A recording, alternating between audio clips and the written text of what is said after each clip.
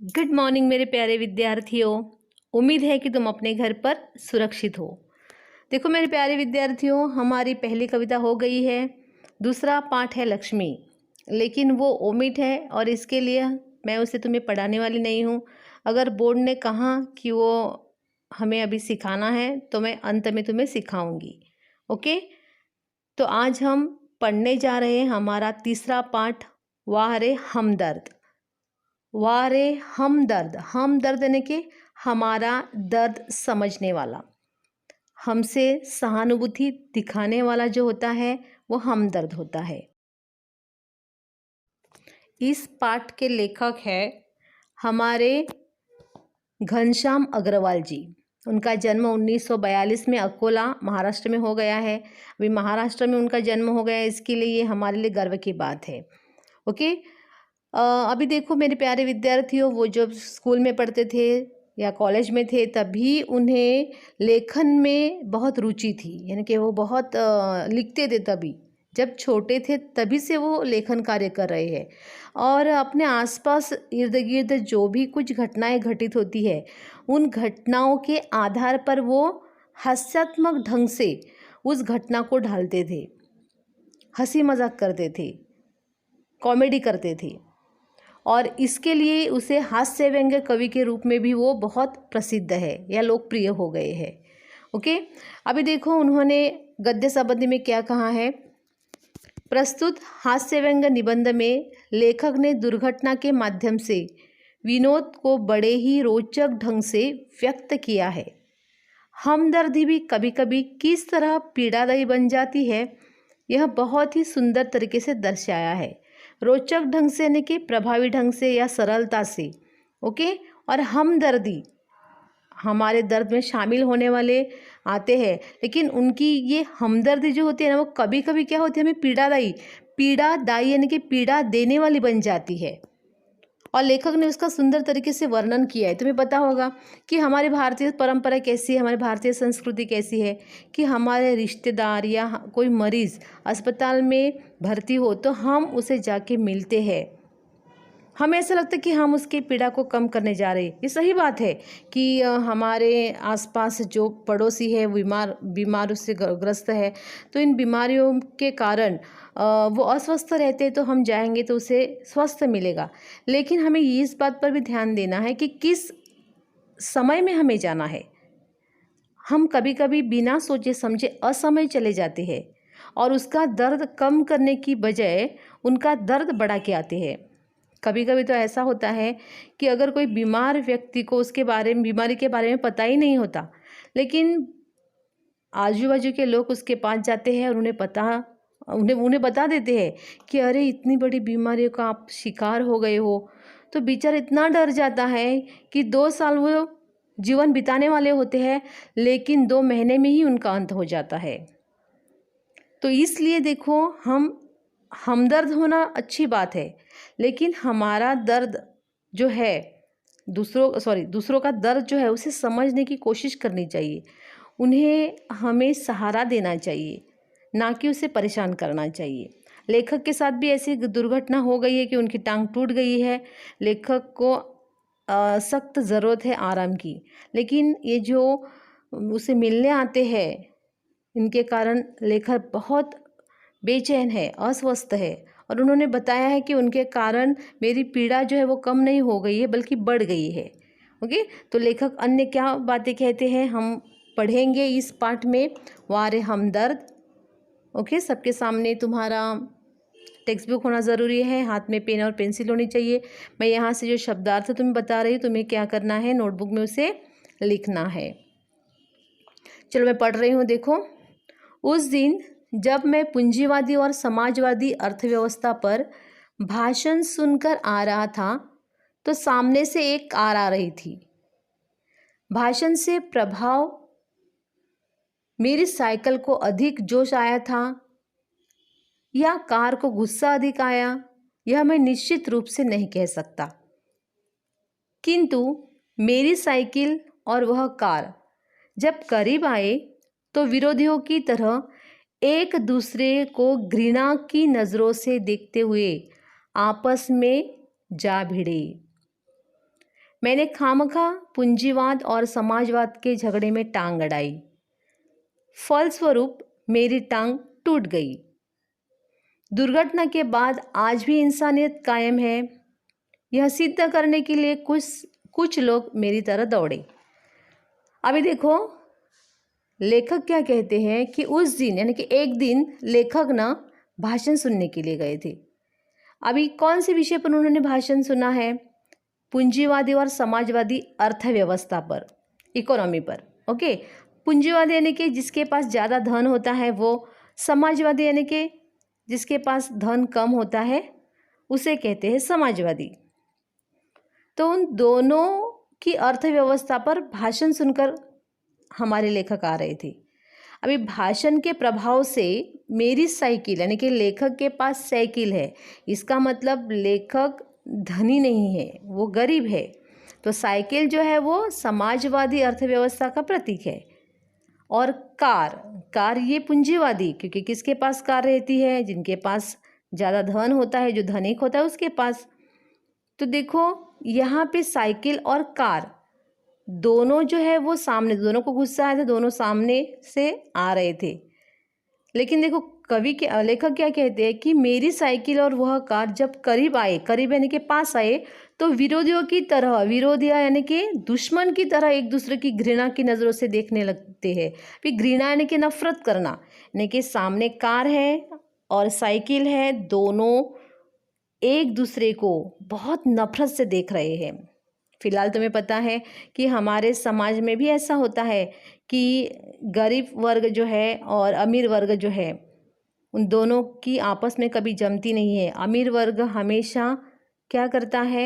गरीबों पर अन्याय करता रहता है। यानी कि 100% नहीं, लेकिन 80% तो ऐसा ही होता है। और गरीबों को भी कभी कभी अमीरों के जो पास पैसे होते हैं उनके पैसों से उन्हें उनके मन में भी घृणा होती है कि अरे, और नफरत होती है कि ये 2 कौड़ी का आदमी है, धनिक बन गया है, ऐसा भी वो कहते हैं। तो लेखक का भी ऐसा हो गया और दोनों के नज़रों में यह ऐसा हो गया कि साइकिल और कार दोनों दुश्मन की तरह एक दूसरे से जा भिड़े। भिड़ना यानी कि क्या है? टक्कर हो जाना। मैंने खामखा पूंजीवादी और समाजवाद के झगड़े में टांग अड़ाई। लेखक कहते कि खामखा इसका मतलब है बेवजह, यानी कि मुझे कुछ ऐतराज़ नहीं था तो मैंने क्यों टांग अड़ाई। टांग अड़ाना इसका मतलब क्या है? ये मुहावरा है, इसका मतलब है बाधा डालना। इसका वाक्य में उपयोग हो सकता है, हमें किसी अच्छे काम में टांग नहीं अड़ानी चाहिए। ओके, या टांग अड़ानी बहुत बुरी बात है। तो लेखक कहते हैं कि मैंने बेवजह समाजवादी और पूंजीवादी के बीच में मैंने टांग अड़ाई, ऐसा नहीं होना चाहिए था। फलस्वरूप क्या हो गया कि लेखक की टांग टूट गई है। यानी कि समाज में जब गरीब और अमीर दोनों में टक्कर होती है तो हमेशा किसे दर्द सहना पड़ता है? गरीबों को। अभी उनकी कार को कुछ नहीं हुआ है, लेखक की साइकिल गिर गई है, साइकिल पर लेकर बैठे थे, लेखक गिर गए हैं और उनकी टांग जो है वो टूट गई है। दुर्घटना के बाद आज भी इंसानियत कायम है, यह सिद्ध करने के लिए लेखक क्या कहते हैं कि देखो, जैसे ही मैं साइकिल से गिरा तो आज भी मैं ये बताना चाहता हूँ कि मानवता जीवित है, इंसानियत जीवित है। क्योंकि जब लेखक गिरे ना, तभी उसी समय बहुत सारे लोग दौड़ के आए। यहाँ से पता चलता है आजकल ऐसा ही होता है कि कोई गिरा तो हम उठाते हैं, लेकिन कभी कभी ऐसा होता है कि बड़े एक्सीडेंट हो गए तो हमें ऐसा लगता है कि अरे हम उठाने जाएंगे और फंसेंगे, क्योंकि पुलिस आएंगी, फिर हमें बहुत सारे उल्टे सीधे जवाब सवाल करेगी, फिर हमारा टाइम बर्बाद करेगी। इसके लिए कभी कभी ऐसा होता है कि जो गिरा हुआ आदमी है, दुर्घटनाग्रस्त हो गया है, उसे हम हेल्प नहीं करती है। असल में ये हमारी मानवता नहीं है कि जो भी दुर्घटनाग्रस्त हो उसे मदद करना हमारा कर्तव्य है। तो यहाँ पे देखो दुर्घटना शब्द आया, दुर्घटना। अब ये दुर्घटना जो है विसर्ग और घटना, कौन सा ये है अपना संधि है? हाँ बताओ, अपने आप में बताओ कौन सा है वो स्वर संधि है, विसर्ग संधि है या व्यंजन संधि है, विसर्ग संधि है। ओके, चलो आगे जाएंगे हम। आँख खुली तो मैंने अपने आप को एक बिस्तर पर पाया। अभी लेखक देखो, लेखक की आँख खुली, आँख खुलना यानी कि उसके ये भी मुहावरा है, उसके दो अर्थ है। एक आँख खुलना यानी कि जाग जाना, सवेरे माँ ने मुझे पुकारा तब मेरी आँख खुली। और दूसरा है कि किसी के बारे में मेरे मन में जो मिसअंडरस्टैंडिंग थी, यानी कि मुझे उसके बारे में बुराई पता चली थी, लेकिन मेरे माँ ने उसके बारे में बताने के बाद मेरी आँख खुल गई, यानी कि मुझे सारी बात समझ में आ गई। ऐसा हो सकता है। तो देखो, लेखक ने आँख खुलने के बाद उसने कहाँ पर पाया है? कि बिस्तर पर पाया, क्योंकि जब एक्सीडेंट हो गया था, दुर्घटना हो गई, तब लेखक बेहोश हो गए थे, तो उसे कुछ पता नहीं है। लेकिन उन्होंने जब आंखें खोली तो उसे दिखाई दिया कि मैं एक बिस्तर पर लेटा हुआ हूँ। इर्द गिर्द कुछ परिचित अपरिचित चेहरे खड़े थे। इर्द गिर्द यानी कि आसपास। अभी इर्द गिर्द परिचित अपरिचित शब्द कौन से हैं? युग्म शब्द, यानी कि शब्द युग्म है। ओके, और इसमें से परिचित अपरिचित शब्द कौन से? अपोजिट है। आँख खुलते ही उनके चेहरे पर उत्सुकता की लहर दौड़ गई। मैंने कराते हुए पूछा, मैं कहाँ हूँ? अभी देखो, उत्सुकता, उत्सुकता शब्द प्रत्यय है या उपसर्ग है? बताओ। उत्सुकता, वेरी गुड। क्या है? प्रत्यय है। अभी देखो, उन्होंने आँख खुलते उनके चेहरे पर, यानी कि जो आसपास इधर उधर चेहरे खड़े थे, अपरिचित परिचित, यानी कि कोई लेखक के पहचान वाले चेहरे थे तो कोई लेखक को जानता नहीं था, लेकिन वो खड़े थे ना, तो उनके चेहरे खुल गए। ये तो सही बात है ना, अच्छी बात है ना, कि कोई कोमा में गया है और उससे अगर होश आ जाए, बेहोश हो गए, होश आ जाए, तो हमें अच्छा लगता है, हाँ यानी कि जीवित है, हाँ ये ठीक है, उसकी तबीयत ठीक है, तो हमें अच्छा लगता है। तो वैसे भी उनके चेहरे पर उत्सुकता की लहर दौड़ गई। लेखक ने कराते, उसको दर्द हो रहा था, इसके लिए उन्होंने कहा कि मैं कहाँ हूँ, ऐसा पूछा है। आप सार्वजनिक अस्पताल के प्राइवेट वार्ड में है। आपका एक्सीडेंट हो गया था, सिर्फ पैर का फ्रैक्चर हुआ है। अब घबराने की कोई बात नहीं। एक चेहरा इतने तेजी से जवाब देता है, लगता है कि मेरे होश आने तक वह इसलिए रुका रहा। अभी देखो, लेखक की आंखें खुली, लेखक ने देखा कि मैं बिस्तर पर हूँ और सब मैं कहाँ हूँ, ये मैं यहाँ कैसे आया हूँ, क्योंकि वो बेहोश थे। तो एक आदमी ने उसे कितनी झटके में, एक झटके में तेज़ी से उत्तर दिया कि आप कहाँ हैं पता है? आप ना सार्वजनिक अस्पताल में हो और आपका एक्सीडेंट हो गया है, आपका सिर्फ पैर जो है ना वो फ्रैक्चर हो गया, बाकी कुछ हुआ नहीं है। एक ही पैर जो है ना वो फ्रैक्चर हुआ है और घबराने की कोई बात नहीं है। लेखक को ऐसा लगता है कि वो मुझे ये बताने के लिए रुका था, इतने जल्दी से उसने वो सब बता दिया। अब मैं अपनी टांगों की ओर देखता हूँ। मेरी एक टांग अपनी जगह पर सही सलामत थी और दूसरी टांग रेत की थैली के सहारे एक स्टैंड पर लटक रही थी। अभी तुम जूम करके देखो अपने आप को, विजुअलाइज करो कि हाँ लेखक की अवस्था कैसी रहेगी, कि रेत की एक थैली है, उस पर लेखक का पैर जो है वो टंगा हुआ है। मेरे दिमाग में एक नए मुहावरे का जन्म हुआ। टांग का टूटना यानी सार्वजनिक अस्पताल में कुछ दिन रहना। अभी लेखक ने मुहावरे का निर्माण क्यों किया? क्योंकि क्यों लेखक है ना, इसलिए।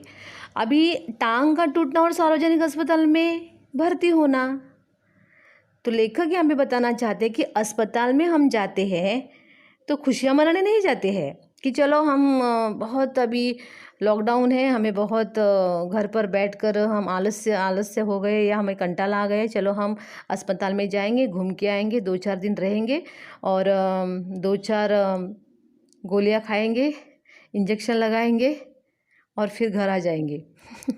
कोई खुशी से जाता है अस्पताल में? कोई नहीं जाता। जब बीमार होते तभी अस्पताल में भर्ती होते हैं। अभी लेखक की टांग टूट गई है तो उसे अस्पताल में तो रहना ही है, और इसके लिए लेखक कहते हैं कि मैंने क्या किया है, मेरे मन में एक मुहावरे को निर्माण किया है। वो मुहावरा कौन सा है? कि टांग का टूटना यानी कि सार्वजनिक अस्पताल में रहना। अभी सार्वजनिक का प्राइवेट अस्पताल में भी हो सकता है, ऐसा कुछ नहीं। देखो आगे क्या कहते हैं कवि लेखक, सार्वजनिक अस्पताल का ख्याल आते ही मैं काँप उठा। काँप उठना यानी कि बहुत डर जाना। काँप उठना का मतलब क्या है? डर जाना। अस्पताल वैसे ही एक खतरनाक शब्द होता है, फिर यदि उसके साथ सार्वजनिक शब्द चिपका हो तो समझो आत्मा से परमात्मा के मिलन होने का समय आ गया। देखो, अस्पताल एक खतरनाक शब्द है। क्यों खतरनाक शब्द है? क्योंकि ये अस्पताल में गए हुए हर एक व्यक्ति सुरक्षित घर पर आएगा, इसकी गारंटी नहीं है। कभी कभी ऐसा होता है कि अस्पताल में गया हुआ इंसान जो है, अपना रिश्तेदार जो है, अपना अपना जो आदमी है, उनका देहांत हो जाता है और हमें बहुत तकलीफ़ें उठानी पड़ती है। इसके लिए कोई किसी ने कहा कि वो अस्पताल में है, वो ऑक्सीजन पर है या वो वेंटिलेटर पर है, तो हमें बहुत दुख होता है, दर्द होता है। ऐसा लगता है कि कब वो अस्पताल से घर पर उसे वापस ले आए। ओके, जब अस्पताल में रहता है इसका मतलब वो बीमार है, तो ये खतरनाक शब्द लगता है। लेकिन लेखक ने उससे भी उसके साथ अगर सार्वजनिक शब्द चिपका हो तो क्या कहा है? देखो, आत्मा से परमात्मा के मिलन होने का समय। आत्मा यानी कि हमारी आत्मा, परमात्मा यानी कि ईश्वर। हमारा आत्मा और ईश्वर का आत्मा, इसका मिलन होना, इसका मतलब क्या है? हम स्वर्गवासी हो जाएंगे। पृथ्वीवासी है ना, तो अगर सार्वजनिक अस्पताल में हम भर्ती हो गए तो हम स्वर्गवासी बन जाएंगे। यानी कि पृथ्वी के सामने क्या लगेगा? वो हटा दिया जाएगा पृथ्वी और उसके सामने आएगा स्वर्ग। ईश्वर के साथ हमारा मिलन हो रहा है। कब होगा ये? जब हम सार्वजनिक शब्दों से लगा देंगे। अब ये सार्वजनिक अस्पताल जो होते हैं, फिलहाल ऐसा है कि उस अस्पताल में जितनी सुविधा होनी चाहिए उतनी सुविधा नहीं है, या समय पर दवाई देना या मरीजों की सेवा करना, उसका ख्याल रखना, ये बातें समय पर नहीं होती और इसलिए ये बदनाम हो गया है। और प्राइवेट जब अस्पताल होते हैं उनमें खर्चा ज़्यादा आता है और उसमें समय समय पर देखभाल की जाती है और इसलिए लेखक जो है सार्वजनिक शब्द से कतराते हैं, घबराते हैं और उन्होंने कहा कि अरे बाप रे, आत्मा से परमात्मा का मिलन तो नहीं हो जाएगा, ऐसा उन्हें लगता है। अब मुझे यूँ लगा कि मेरी टांग टूटना एक घटना है और सार्वजनिक अस्पताल में भर्ती होना एक दुर्घटना है। यानी कि उन्हें ऐसा नहीं लगा कि मेरी टांग टूट गई ये दुर्घटना है, उन्हें ऐसा लगा कि मैं सार्वजनिक अस्पताल में भर्ती मुझे कराया गया है ये दुर्घटना है। ये तो टांग है वो ठीक हो जाएगी, लेकिन सार्वजनिक अस्पताल में अगर मेरी अच्छी तरह से उन्होंने सेवा नहीं की या मुझे दवा पानी नहीं दिया तो क्या हो जाएगा? मैं पृथ्वीवासी था, अभी स्वर्गवासी बन जाऊंगा, ऐसा उन्हें लगता है, डर लगता है। चलो आगे कवि लेखक क्या कहते हैं देखो, टांग से ज़्यादा फिक्र मुझे उन लोगों की हुई जो हमदर्दी जताने मुझसे मिलने आएंगे। अभी लेखक को ज़्यादा चिंता किसकी? फिक्र का मतलब क्या है? चिंता। लेखक को चिंता किसकी थी कि अभी हमदर्दी आएंगे, हमदर्दी जताने, सहानुभूति दिखाने आएंगे। अरे कैसा हो गया, आप साइकिल से कैसे गिर गए और आपकी टांग कैसी टूट गई। एक्चुअली ये भी अतिशयोक्ति अलंकार है, क्योंकि साइकिल से गिरकर थोड़ी सी चोट आती है, खराश होती है, बाकी कुछ होता नहीं है। लेकिन लेखक की टांग टूट गई है क्योंकि कार ने उसे धक्का लगाया है, कार से वो टकरा गए ना, इसके लिए। अगर अपने साइकिल से सिर्फ गिर जाते तो कुछ होता नहीं। तो फिर सब आते और ऐसे ऐसे पूछते, अरे कैसी हो गया तुम्हारी दुर्घटना, ये कैसी हो गई। और ये हमदर्दी जताने वाले आएंगे ना, उससे लेखक को बहुत परेशानी होने वाली है, इसके लिए वो डर रहे हैं। वे मिलने जुलने वाले कई बार इतने अधिक आते हैं और कभी कभी इतना परेशान करते हैं कि मरीज का आराम हराम हो जाता है। ऐसा देखा जाए तो मरीजों को आराम की सख्त आवश्यकता होती है, लेकिन ये जब मिलने वाले होते हैं, हमें देखने के लिए आते हैं ना, वो समय असमय आ जाते हैं और इसके लिए जिसे आराम की आवश्यकता होती है उसका आराम हराम हो जाता है। आगे देखो, जिसकी मरीज को खास आवश्यकता होती है, ज़रूरत होती है। जनरल वार्ड का एक नियम होता है कि आप मरीज को एक निश्चित समय पर आकर ही तकलीफ दे सकते हैं, किंतु प्राइवेट वार्ड यह तो एक खुला निमंत्रण है कि हे मेरे परिचितों, रिश्तेदारों, मित्रों, आओ, जब जी चाहे आओ, चाहे जितने देर रुको, समय का कोई बंधन नहीं, अपने सारे बदले लेने का यही वक्त है। बदले का बदला और हमदर्द की हमदर्दी। मिलने वालों का ख्याल आते ही मुझे लगा मेरी दूसरी टांग भी टूट गई। अभी लेखक ने बताया है यहाँ पे कि तुम्हें पता है ना कि अस्पताल में जनरल वार्ड होते हैं और प्राइवेट वार्ड होते हैं। जनरल वार्ड में आम आदमी भर्ती होते हैं, जिनके पास ज़्यादा पैसा नहीं होता है वो जनरल वार्ड में एडमिट होते हैं, और प्राइवेट वार्ड में एक मरीज़ के लिए कॉट होती है और उसके सामने उसे देखभाल करने के लिए उसके जो रिश्तेदार रहता है उसके लिए कॉट होती है, तो वहाँ पे ज़्यादा आराम होता है। तो लेखक ने कहा है कि देखो जनरल वार्ड में एक ऐसा निश्चित समय होता है कि कभी आना है, यानी कि सुबह से 8 बजे से 12 बजे तक, शाम को 5 बजे से 7 बजे तक। लेकिन जो प्राइवेट ये जो वार्ड होता है ना उसमें खुला निमंत्रण होता है, यानी कि कभी भी आ जाओ, तुम्हें जैसा समय मिले वैसे आ जाओ। परिचित जो है तुम्हारे रिश्तेदार सबको उन्होंने कहा कि हाँ कौन से भी समय पर, उसमें कोई समय की पाबंदी नहीं है, कौन से भी समय पर वो आ सकते हैं। तो कवि ने यहाँ, लेखक ने यहाँ पे हास्य व्यंग्य किया है कि बदले का बदला और हमदर्दी की हमदर्दी। बदले का बदला यानी कि रिवेंज लेने वाले बहुत होते हैं ना, बदला लेने वाले होते हैं, हाँ तू मुझे सताता है ना, अभी तुम्हें सताने का ही सही समय है, इसलिए मैं आऊँगा और तुम्हें सताऊँगा। और हमदर्दी, और इसके साथ साथ मैं तुम्हारे दुख में शामिल हूँ, ये भी दिखावे के लिए आते हैं लोग।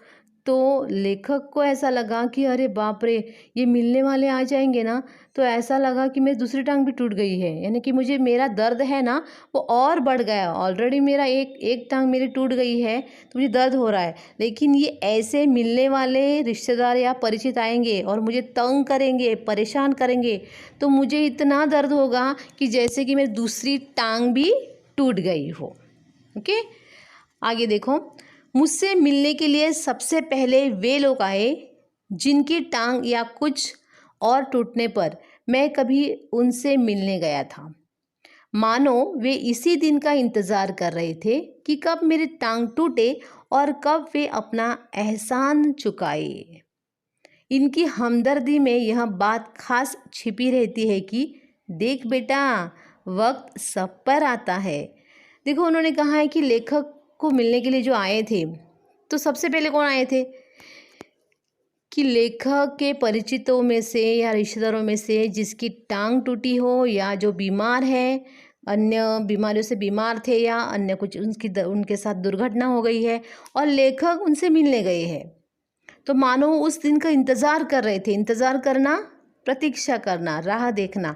इंतज़ार कर रहे थे कि कभी अभी ये जो लेखक है वो बीमार पड़े या उसके साथ कोई दुर्घटना हो जाए और हम उनके घर जाए, क्योंकि लेन देन का हो गया ना। हमारे यहाँ पे अक्सर ऐसा ही होता है कि हमारे यहाँ पर कोई बीमार है तो हम उसके घर चले जाते हैं, हम बीमार पड़ गए तो वो हमारे घर पर आ जाते हैं, यानी कि ये लेन देन की बात होती है। हम आते हैं जाते हैं, गिव एंड टेक पॉलिसी उसे कहते हैं। तो ऐसा होता है। तो कभी कभी देखो कवि ने अभी लेखक ने उसमें क्या कहा है कि ये जो है अच्छी बात नहीं है कि लेखक, उन्हें ऐसा लगता है ना कि वो उपकार है, उपकार किए है। देखो हमारा रिश्तेदार जब बीमार होता है तो उसके पास जाना, उसे सहानुभूति देना, उसे सहारा देना हमारा परम कर्तव्य होता है, क्योंकि हमारे सहारे से उसका जीवन जो है वो बदल सकता है, उसमें ढाढ़स आ सकता है, धैर्यता आ सकती है। लेकिन दिखावे के लिए भी या दर्द देने के लिए भी कोई व्यक्ति जाता है तो अच्छी बात नहीं है। लेखक भी यहाँ पे कहते हैं कि कोई ऐसे मेरे परिचित वाले हैं कि देखें कि हाँ उसकी टांग कब टूटती है और मैं कब जाता हूँ, ऐसा उससे लगता है। और देखो उन्होंने कहा है कि इसमें और एक बात छिपी हुई रहती है अंदर के अंदर। देखो बेटा, वक्त सब पर आता है, यानी कि वो उसे मिलने जाते हैं और उसे कहते देखो मैं बीमार था तब तुम आए थे ना, हाँ आज तुम बीमार हो तो मैं आ गया। इसका मतलब वक्त सब पर आता है, इसलिए हमें किसी के बुरे समय को देखकर उसका हंसी मजाक नहीं उड़ाना चाहिए, क्योंकि देखो ये आज उसका समय है, कल हमारे ऊपर भी वैसा समय या वैसी परिस्थिति आ सकती है। इसलिए हमें एक दूसरे की सहायता करनी है। ओके, मैं यहाँ तक रुक जाती हूँ मेरे प्यारे विद्यार्थियों। जो मैंने अभी कृतियाँ दी है तुम्हें उसे अपने नोटबुक में लिखना है। सूचना के अनुसार कृतियाँ करो। लेखक इस अर्थव्यवस्था पर भाषण सुनकर आ रहे थे, पूंजीवादी और समाजवादी। परिच्छेद में आए दो सवारियों का नाम साइकिल और कार। अंतर स्पष्ट कीजिए, प्राइवेट अस्पताल और सार्वजनिक अस्पताल। प्राइवेट अस्पताल में अच्छी सुविधा होती है और सार्वजनिक अस्पताल में सुविधाओं का अभाव होता है। प्राइवेट वार्ड में मरीजों को मिलने का समय जो होता है वो अनिश्चित होता है, लेकिन सार्वजनिक अस्पताल में निश्चित समय होता है। इन कृतियों को तुम्हें अपने नोटबुक में लिखना है। अगर कोई प्रॉब्लम हो, परेशानी हो तो मुझे जूम मीटिंग में तुम बता सकते हो। ओके, अपने घर पर रहो, सुरक्षित रहो और अपना ख्याल रखो। Okay, bye bye, see you.